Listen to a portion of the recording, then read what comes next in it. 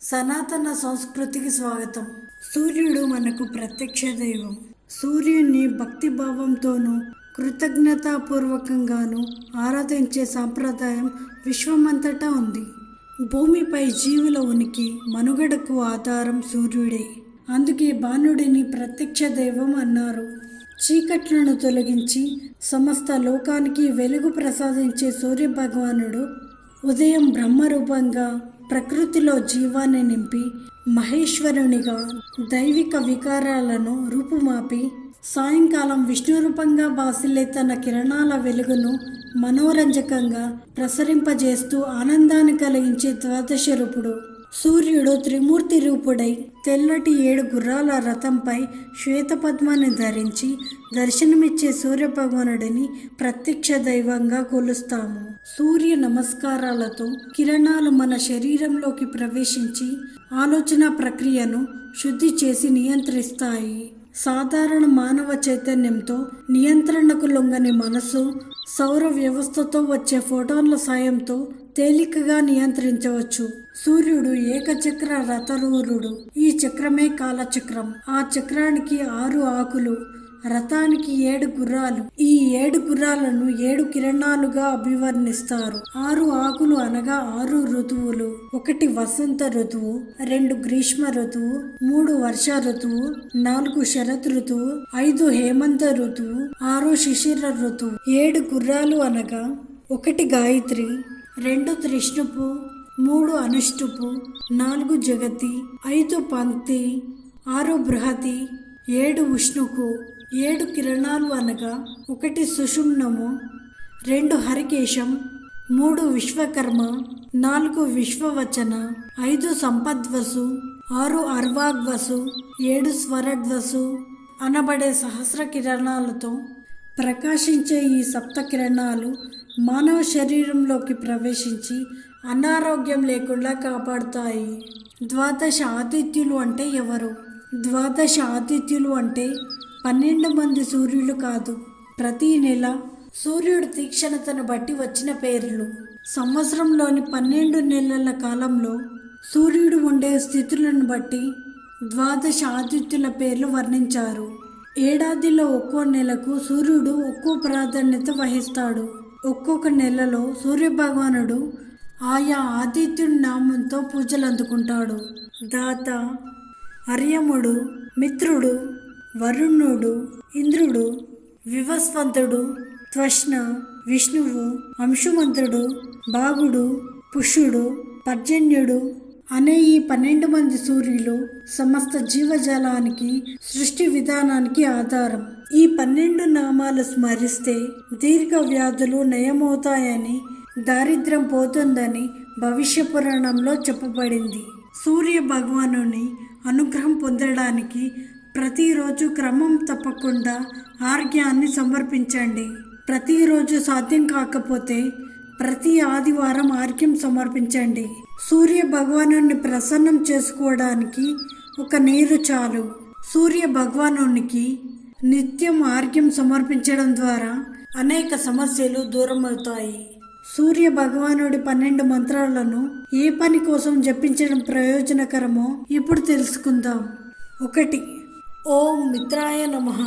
మీరు మంచి ఆరోగ్యం పొందాలన్నా, మీ పని సామర్థ్యం పెరగాలన్నా మీరు సూర్య భగవానుడికి ఆర్ఘ్యం సమర్పించేటప్పుడు క్రమం తప్పకుండా ఈ మంత్రాన్ని జపించండి. 2. ఓం రవయే నమః. మీరు క్షయ వ్యాధితో బాధపడుతున్నట్లయితే మరియు మీ శరీరంలో రక్త ప్రసరణ మెరుగుపడాలంటే అప్పుడు సూర్య భగవానుడి ముందు నిలబడి ఈ మంత్రాన్ని జపించండి. ఇది క్షయ మొదలైన వ్యాధులను నయం చేస్తుంది.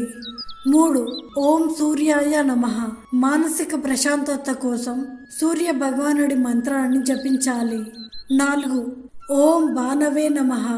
మూత్రాశయ సంబంధిత సమస్యలకు ఈ మంత్రాన్ని జపించవచ్చు. 5. ఓం ఖగాయ నమః. ఈ మంత్రాన్ని జపించడం వల్ల తెలివితేటలు, బుద్ధి వికాసం, శరీర బలం పెరుగుతుంది. 6. ఓం పుష్ణే నమః. మీరు మీ బలాన్ని మరియు సహనాన్ని పెంచుకోవాలంటే ఈ మంత్రాన్ని జపించండి. దీని కారణంగా మనిషి మనస్సు ఏకాగ్రతతో నిమగ్నమై ఉంటుంది. 7. ఓం హిరణ్య గర్భాయ నమః. విద్యార్థులు ముఖ్యంగా ఈ మంత్రం వల్ల ప్రయోజనం పొందుతారు.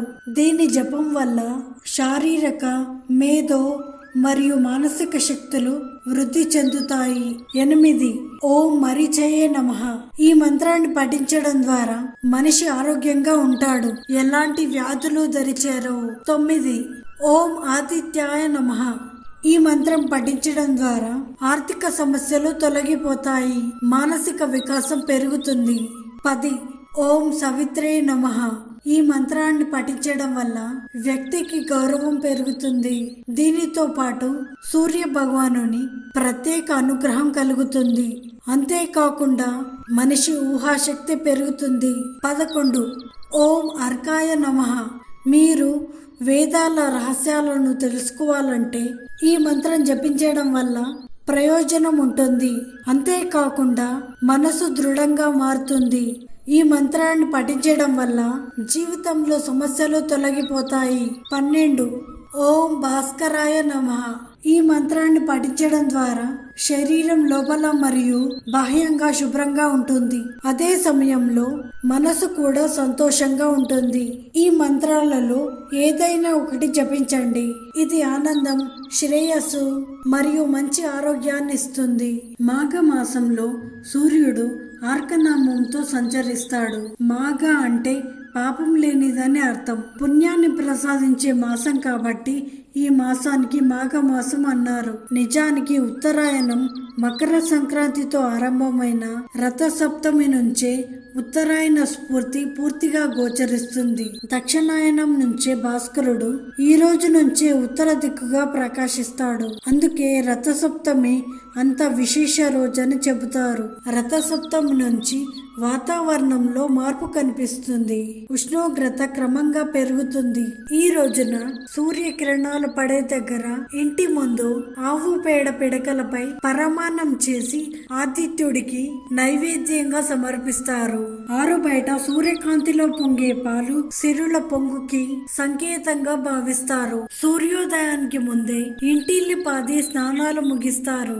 గాయత్రి జపం, ఆదిత్య హృదయం, సూర్యాష్టకం, సూర్య సహస్రం వంటి స్తోత్ర పాఠాలు వల్లిస్తూ పూజలు చేస్తారు. ఇవి తప్పనిసరిగా చదవాలని లేదు. ఫోన్లలో వింటూ కూడా ఆ దేవుణ్ణి నమస్కరించవచ్చు. వెలుపలి సూర్యుడి కంటే 1000 రెట్లు ఎక్కువ కాంతితో వెలిగిపోయే సూర్యుడు మన లోపలే ఉన్నాడు. అలాగే జ్ఞాన వివేకాలు కూడా మన లోపలే ఉన్నాయి. ఈ విషయం మనం తెలుసుకోకుండా మాయ అడ్డుపడుతూ ఉంటుంది. సాధనతో అడ్డును తొలగించుకుంటే విశ్వ చైతన్యంలో మనం భాగమని తెలుసుకుంటాం. ధన్యవాదాలు.